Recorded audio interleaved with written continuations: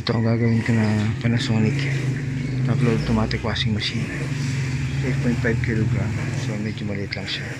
So ang problem niya, nag-error siya ng YouTube.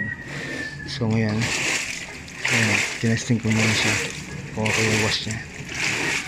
So itong model ng Panasonic na to, so yan, nagwawash siya kahit naka-open yung pinto.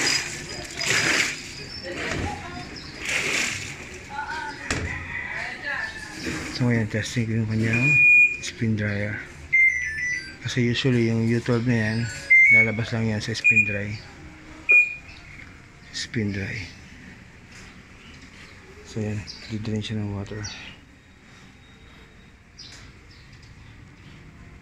So kapag hindi naman nagdidrain ng water, o kapag may problema sa water draining, U11 naman yung lalabas na error sa kanya.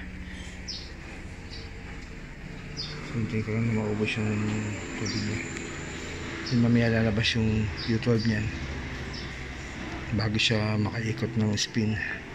So hindi siya ikot ng spin dahil nga mag-error na. So after ma-sense ng system na naubos na yung tubig, then iikot na dapat siya ng spin dry, lalabas na yung U12 error. Ganun yan usually. So ito first time kong tinetesting.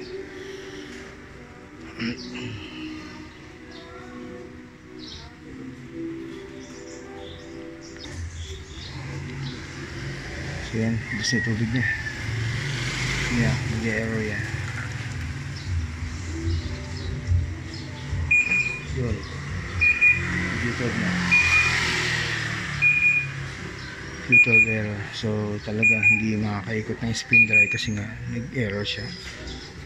So it means meron problem yan sa sensor, pero not all the time sensor, minsan board na talaga. Yung mga na-encounter akong ganun, board na yung may problema. For dito, hopefully sensor lang sa pinto. So yan, gagawin ko na siya. So mamaya, okay na to.